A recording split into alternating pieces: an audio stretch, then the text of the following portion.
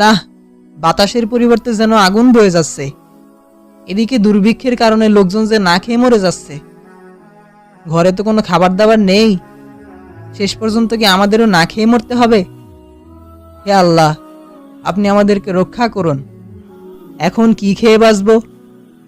আরে, শুনেছি আমাদের জাহাপনা নাকি অনেক দয়ালু। সব সময় তিনি গরিব দুঃখীদের সাহায্য করেন। আমি তো তার কাছে গিয়েও আমার অবস্থার কথা জানাতে পারি।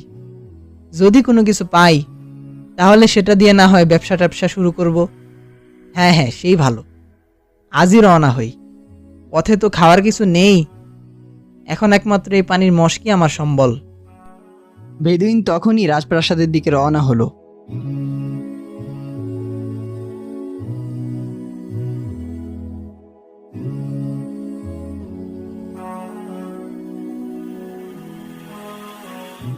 হাঁটতে হাঁটতে এক পর্যায়ে সে বিশাল মরুভূমি পাড়ি দিয়ে অবশেষে সবুজ ভূমিতে এলো।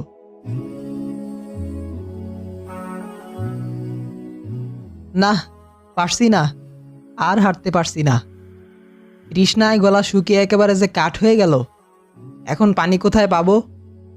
পানি না পেলে যে এখানেই কোথাও মরে পড়ে থাকতে হবে। হে আল্লাহ, আপনি আমাকে সাহায্য করুন।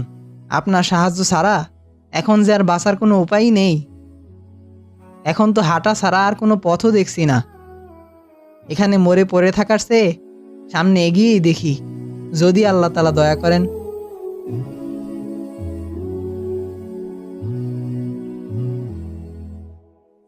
আরে, ওটা কি দেখছি আমি? ওটা কি পানি মনে হচ্ছে না? একটু কাছে গিয়ে দেখি তো। হ্যাঁ হ্যাঁ, ওটা তো পানি।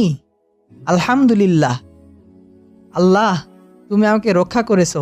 বেদুইন তখনই দৌড়ে গিয়ে সেই পানি পান করলো। বিসমিল্লাহির রহমানির রহিম।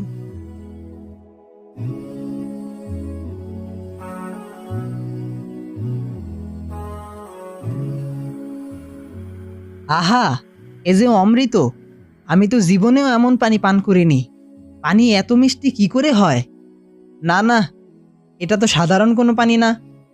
এটা তো জান্নাতের পানি ছাড়া আর কোনো পানি হতেই পারে না। হ্যাঁ, নিশ্চয়ই আল্লাহ দয়া করে শুধু আমার জন্যই এই পানি পাঠিয়েছেন। হে আল্লাহ, সকল প্রশংসা ও কৃতজ্ঞতা শুধুমাত্র তোমার জন্য।